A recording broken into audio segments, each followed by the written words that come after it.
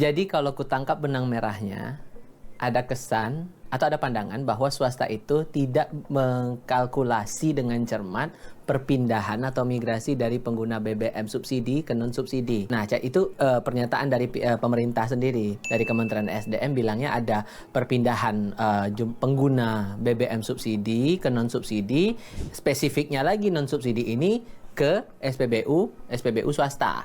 Nah, ini awalnya itu berkat dari penggunaan QR Code untuk pembelian Pertalite.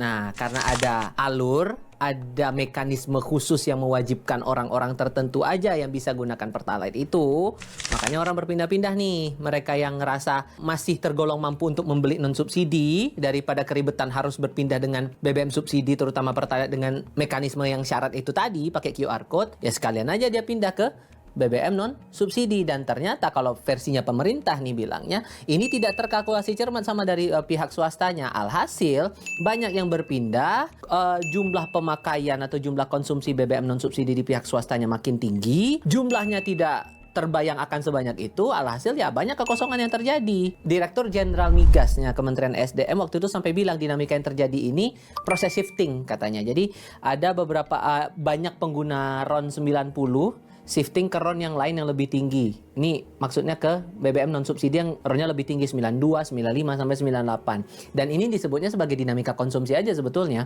Tapi dalam prosesnya atau dalam perjalanannya, ketika pemerintah bilang ada shifting dari RON 90 ke RON yang lebih tinggi, ini butuh data valid lagi nih, berapa jumlahnya. Nah, itulah yang jadi tantangan juga sebetulnya yang perlu kita tanyakan ke pihak swasta. Udah keukur nggak nih dari awal? Kalau betul ngerasa ada shifting, ada perpindahan atau migrasi dari pengguna BBM subsidi ke non-subsidi, udah kecatat belum? Minimal kecatat awal dulu deh. Awalnya perpindahannya berapa persen gitu kan. Kalau di awam sih mikirnya, pola konsumsinya masyarakat kan harusnya udah kebaca dong. Diprediksi ya, prediksi kecil dulu lah berapa gitu. Tapi dari pihak swasta kalau dalam beberapa kesempatan ku ajak ngobrol, mereka bilangnya ya nggak bisa ketebak kalau ternyata shiftingnya bisa sebesar ini, bisa semeledak ini. Wakil Menteri ESDM Yulio Tanjung juga sempat bilang tuh, stok BBM di swasta itu jadi menipis kan peralihan konsumsi.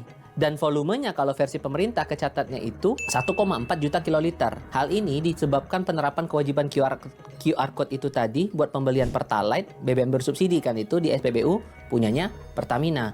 Nah, pemerintah mencatat juga tuh penjualan BBM non-subsidi itu langsung melonjak. Awalnya 2024 19 ribuan kiloliter ya 19.061 kiloliter, itu udah naik tahun 2025 jadi 22.700-an 22.723 kiloliter. Kebalikannya nih, kalau untuk Pertalite yang jadi BBM bersubsidi, penjualan harian di tahun 2024 81 ribuan 81.106 kiloliter.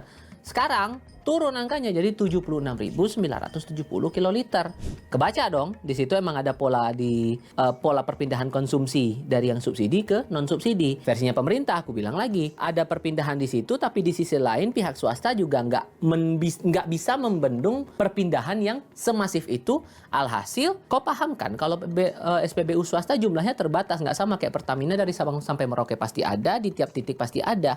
Dengan SPBU swasta yang terbatas di titik tertentu dan kebanyakan di Pulau Jawa, stoknya nggak banyak juga, nggak sebanyak SPBU milik Pertamina. Saat orang berpindah-pindah, berbondong-bondong itu pakai konsumsi BBM dari SPBU swasta, ya kayak ginilah yang terjadi sekarang.